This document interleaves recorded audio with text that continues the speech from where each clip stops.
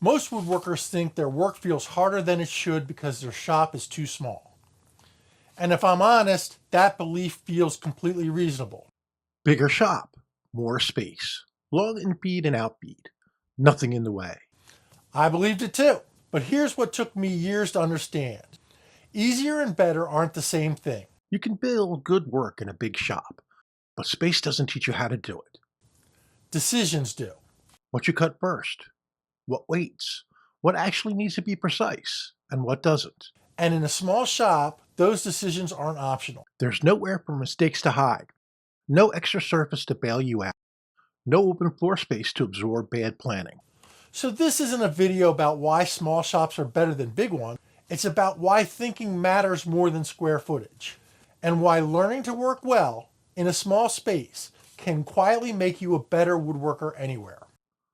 People don't assume better shops make better work by accident. That belief comes from something very real. And to be clear, that belief doesn't come out of nowhere. When you step into a big, well-equipped shop, it feels professional. There's room to move, room to stage material. Nothing feels rushed. And it's easy to look at that and think, yeah, that's what I've been missing. I don't think that makes anyone wrong. Because in a big shop, work is easier. You can leave parts out, leave setups in place, walk away mid-process and come back later. But here's where the shift happens. Somewhere along the way, easier got confused with better. And that's where the myth starts to take hold. Because space can absorb weak planning. It can hide sloppy sequencing. And it can let you finish projects without ever noticing where the thinking broke down. The truth is, great woodworking existed long before large shops, long before stationary machines, and long before everything was optimized for speed. What made that work good wasn't space, it was intention. Fit still mattered. Proportion still mattered. Joinery still mattered. A big shop doesn't teach you those things. It just makes it easier to get away without thinking about them. Now, before this turns into an argument about shop size, let's be clear about something. Big shops absolutely have advantages. More space makes woodworking more comfortable. There's room for long infeed and outfeed. You can leave a project set up without tripping over it. And for production work, that matters. But here's the distinction that gets missed. Big shops make work easier, not better. They reduce friction. They give you margin for error. And that margin can be a really good thing.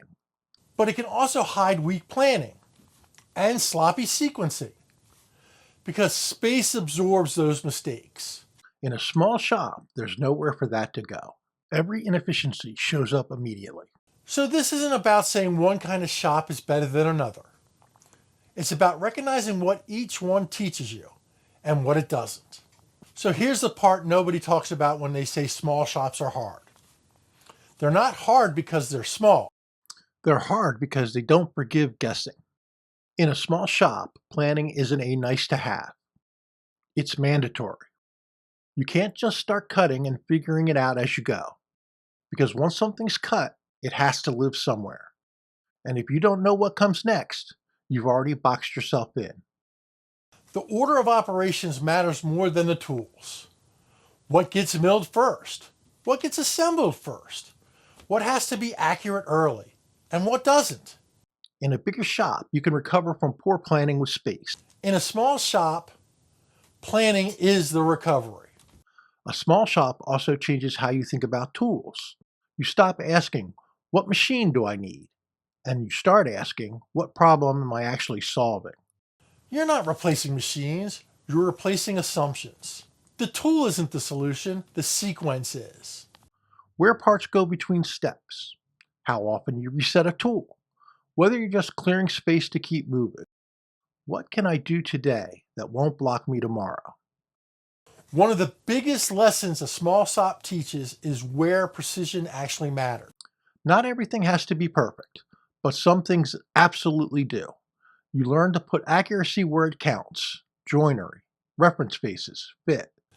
That judgment and knowing the difference is a skill. Big shops make woodworking more comfortable. Small shops make you more deliberate, and over time, that deliberateness shows up in the work. There's something I've noticed over the years. Most of the frustration in small shops doesn't actually come from the size. It comes from trying to use the space like it's bigger than it is. You set up a tool the way you've seen it set up in a big shop. You build storage that technically holds a lot. But it lives in exactly the wrong place. I've done this more than once. And pretty quickly, the shop starts to feel crowded. Not because it's small, But because nothing is working together, the mistake isn't buying the wrong tools. It's designing the shop around things instead of around process. in a small shop, every surface has to earn its place. Every tool has to justify the space it takes up, not just by what it does, but by when it's used. When a small shop feels chaotic, it's usually not because there isn't enough room. It's because the workflow hasn't been thought through yet. And the good news? That's fixable. You don't need more square footage. You need cleaner priorities. Let me show you what this actually looks like in practice. This was built in a one-car garage equivalent shop.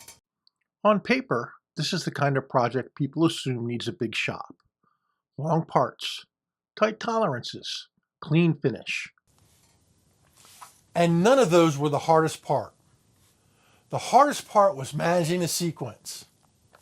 Long parts in a tight space aren't a problem until they block the next step. Glue-ups aren't stressful because you plan for everything. So instead of forcing big shop methods into a small space, I changed the approach.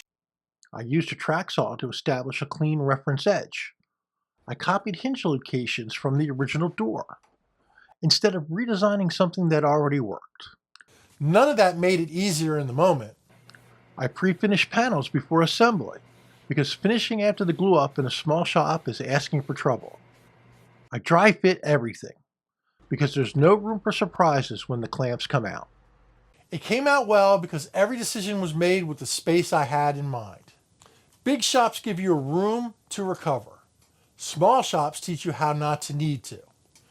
So, if there's one thing to take away from all of this, it's not that small shops are better, and it's not that big shops are a problem. It's the thinking that matters, more than the square footage. A better shop isn't always a bigger one. Most of the time, it's a calmer one. One where you know what you're building, why you're building it, and what needs to happen next. When space is limited, you're forced to think ahead. You plan more. You sequence better. You decide earlier. And over time, that way of working carries with you. And even if you get more space someday, you don't start suddenly relying on it. You rely on the habits you built when you didn't have it. That's what this channel is really about. Building carefully. Building intentionally. Designing to work around real shops, not perfect ones. If you're building around the shop you have, you're in the right place. Thanks for spending the time. I'll see you in the next one.